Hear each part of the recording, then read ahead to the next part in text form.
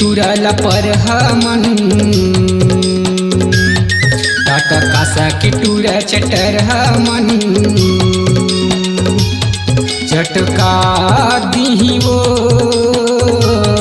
बने घूंच के रंग बे दुल्हन तो धकिया दी वो बने घूंच के रंग बे दुल्हन तो धकिया दी वो दामापुर के टूरल पर हमन टाटा कासा के टूर चटर हमन चटका दी वो बने घूंच के रंग बे दुल्हन तो धकिया दी वो बने घूंच के रंग बे दुल्हन तो धकिया दी वो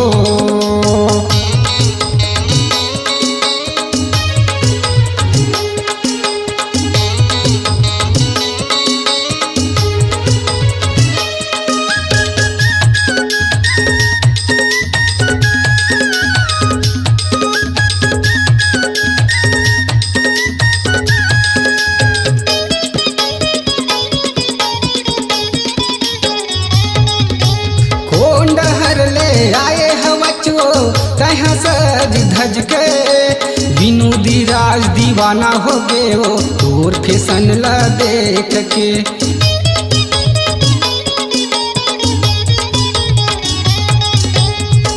डहर ले आए हवचो तहाँ सज धज के विनोदी भैया दीवाना हो गए हो तोर फैशन ला देख के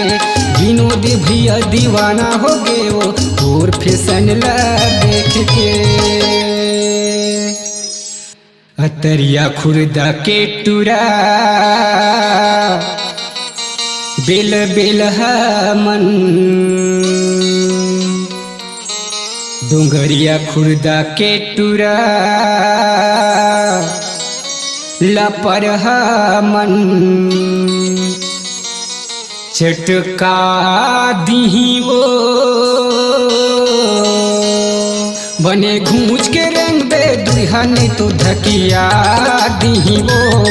बने घूंच के रंग बे दुल्हन तो धकिया दी वो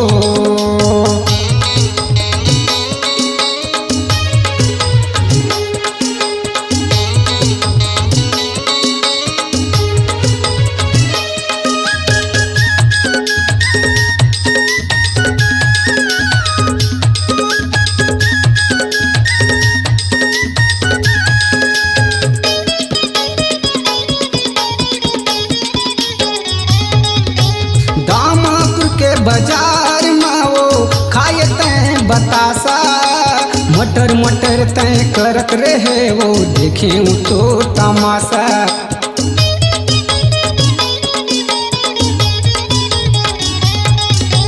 दामापुर के बाजार में वो खाए तैं बतासा मटर मटर तैं करत रहे वो देखे तो तमाशा मटर मटर तैं करत रहे वो देखे तो तमाशा और रायपुर के टूरा लपर हमन कंवरदा के टूरा उट पुटंग हमन फंसा दी वो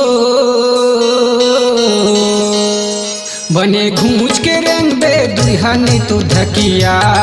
दी वो बने घूंच के रंग बे दुल्हन तो धकिया दी वो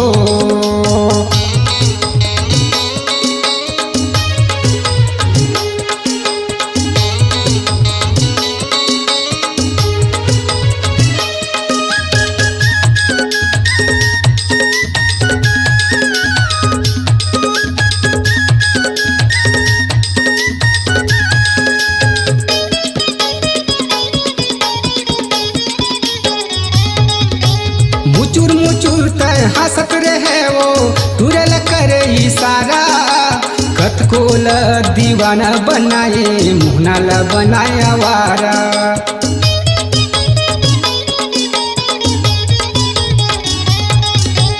मुचुर मुचुर तय हंसत रहे वो टूरल करे इशारा कट को लटे दीवाना बनाए सा मुहनल बनाए आवारा कट को लटे दीवाना बनाए सा मुहनल बनाए आवारा दामापुर के टूरा लपरहा मन टाटा कासा के टूरा चटरहा मन चटका दीही वो बने घूंच के रंग बे दुल्हा नहीं तो धकिया दीही वो बने घूंच के रंग बे दुल्हा नहीं तो धकिया दीही वो दामापुर के टूरल पर हमन टाटा कासा के टूरा चटर हमन चटका दीही वो बने घूंच के रंग बे दुल्हा नहीं तो धकिया दीही वो बने घूंच के रंग बे दुल्हा नहीं तो धकिया दीही वो बने घूंच के रंग बे दुल्हा नहीं तो धकिया दीही वो बने घूंच के रंग बे